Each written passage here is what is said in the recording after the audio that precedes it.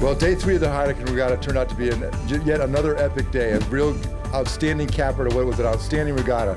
Luckily and sort of happily, the breeze was down a little bit today, down from tops of 30 to 35 knots earlier in the week. We saw 20, 22, maybe a gust of 25 knots today, but for the most part, much more manageable conditions. Still a pretty good sea running, still some pretty heavy air for the sailors, but after a couple of days of knocking around in some pretty heavy winds, they actually are, the sailing skills have really ratcheted up. You can really see across the board that a lot of the guys out there have really raised their game here. They had to because it was so windy, and today's sailing was pretty clean. Really a big difference between Friday and Saturday.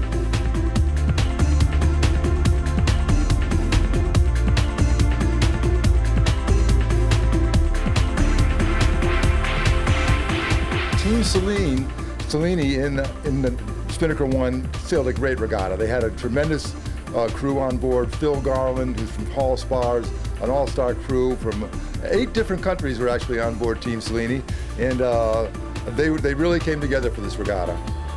The other big story this year, I think, was Privateer, which was here last year. Kind of had a bit of a sailing lesson from Pantera. Finished behind them in all the races. Pantera was, of course, the boat of the regatta. This year, Privateer came down here. They were another team that really upped the level of their game here, and straight wins across the board. A tremendous victory for those guys.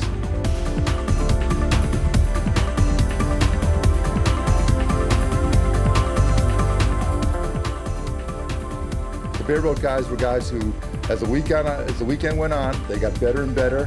Good racing, and I think that they benefited also because they did the same course the other day. It was windy, good seaway running, but at least there were no surprises out there on the race course for them. So I think they were a little bit more manageable.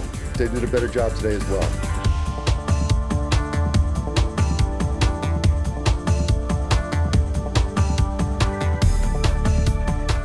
The boats usually aren't used to sailing sort of anti-clockwise around the island, so going upwind to Tintamar was a pretty hairy race. They started off Simpson Bay, had a little bit of a windward leg. They reached off and then went upwind to Tintamar. And outside was pretty windy and pretty good sea running. The big decision was, do you stay inshore or do you go outshore for a little bit more breeze? Outshore, of course, was offshore a little bit windier and a little bit more seaway running. The guys who stayed inshore did pretty well going up to Tintamar. Once they were up there, they were able to turn, set spinnakers, and come roaring down the coast. And when they came back around Point Blanche, it was an amazing sight to see all the spinnakers sort of rolling into the finish.